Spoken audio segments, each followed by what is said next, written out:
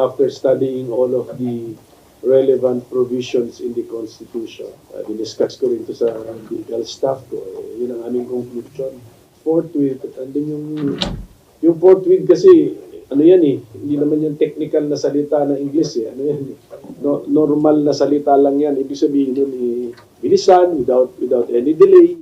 Ngunit hindi anya ito isang special session ng buong Kongreso na ipapatawag ng Pangulo ng Bansa, kundi desisyon mula kay Senate President Francis Jesus Cordero.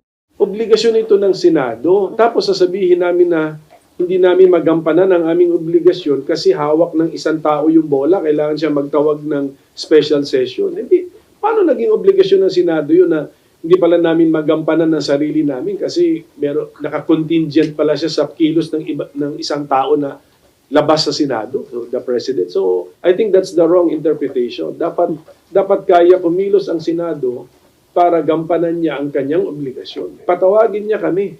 Pero, siyempre gagawin niya ng Senate President kung may clamor din sa mga senador.